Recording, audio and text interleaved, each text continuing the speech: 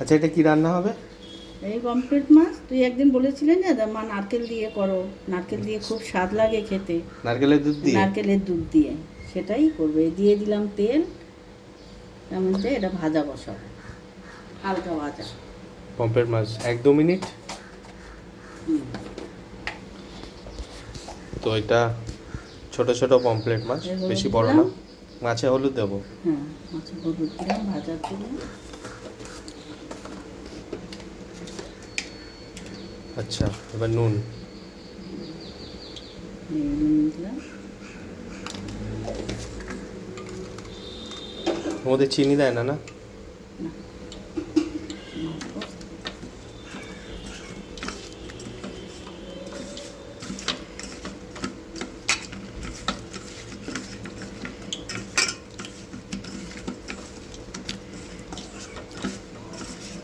চলো, এদিকে তেলও গরম হচ্ছে। সর্ষের তেল তো? হ্যাঁ, সরষের তেল।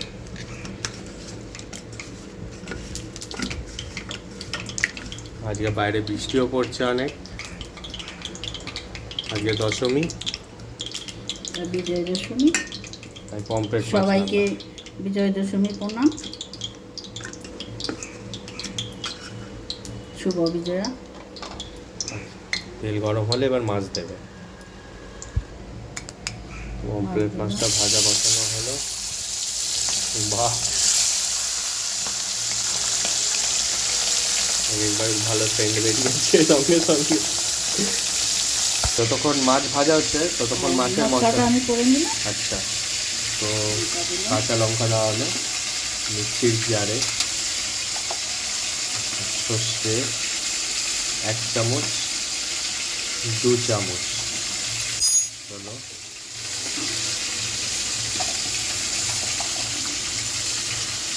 আর কিছু দেবে না? আচ্ছা, এর মধ্যে নারকেলও দেবে। নারকেল দিয়ে দিলে? নারকেল দিয়ে আমি দুধটা দেবো। নারকেলের দুধও দেবে এর মধ্যে? হ্যাঁ, নারকেল দিয়ে এটা মিক্সি করে দুধটা দেবো, নারকেল আচ্ছা। দেবো না, সেটা দিয়ে দেবো না। আচ্ছা, এটাকে মিক্সি করে নেওয়া হবে। মিক্সি করে এর থেকে যে দুধটা বেরোবে হ্যাঁ, সেইটা দেবে। ঠিক আছে। আচ্ছা, ঠিক আছে। তো এটা একটু ড্রাই হয়ে গেছিলো, এর মধ্যে আরেকটু জল দিয়ে এটাকে আরেকবার মিক্সি করার পর এরকম একটা থকথকে ভাব এসছে। এবার এইটা ছেঁকে এর থেকে যে দুধটা বেরোবে ওই দুধটা এই তরকারির মধ্যে দেওয়া হবে, মানে যেটা আর কি হবে গ্রেভি। এবারে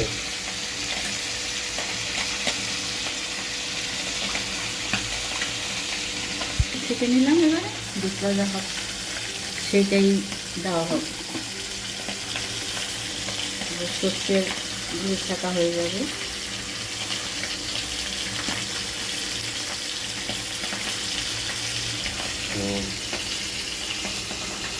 এরকম একটা থিকনেসের একটা ক্রিম টাইপের বেরোবে নারকেল থেকে। আর নারকেলটা একটুখানি হয়ে গেছে,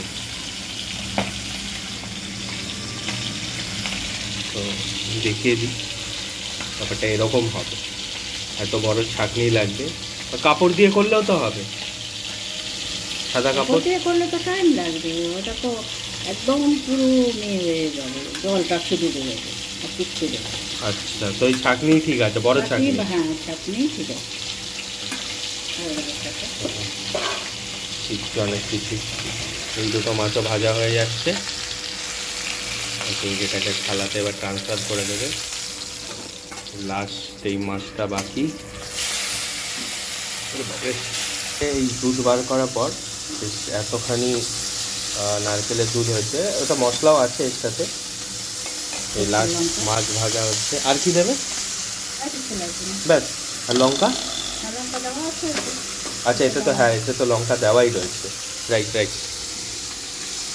মাছ ভাজা হয়ে গেল। মাছ ভাজা কমপ্লিট তাহলে।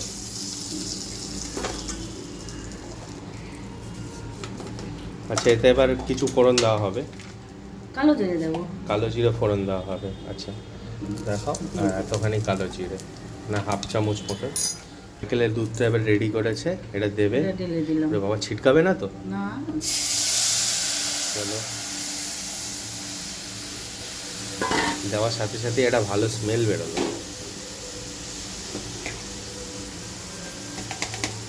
আচ্ছা, তো এতে মা পরিমাণ মতো নুন দিচ্ছে। আমি তো নুনের পরিমাণ বুঝিও না কতখানি দিতে হয়। আর এতে কি দেওয়া হবে? হলুদ। আচ্ছা, হলুদ কতখানি? বেশ না, সামান্য। সামান্য হলুদ। তো আমি একটু নাড়ি। সেন্ট তো ভালোই আসছে, দেখতে তো ভালোই লাগছে।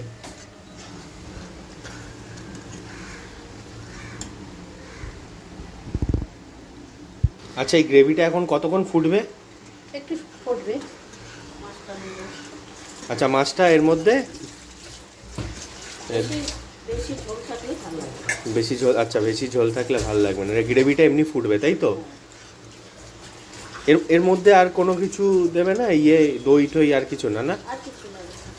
আচ্ছা আচ্ছা, বাহ। চলো এবারে মাছগুলো ছাড়া হবে। হাত দিয়ে ছাড়ছে, গরম অনেক, আমি তো ধরতে পারবো না। দুটো, এটা আর কতক্ষণ হবে? 10 মিনিট। 10 মিনিট পর হয়ে গেছে তাই তো? হুম। চলো, একদম গ্রেভি মতন হয়ে গেছে। মা বাটিও এনেছে, এর মধ্যে হয়তো গার্নিশ করবে।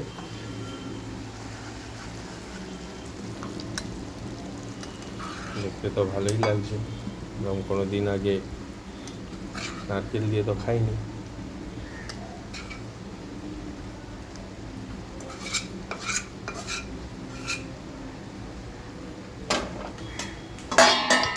যে গ্রেভিটা সেটা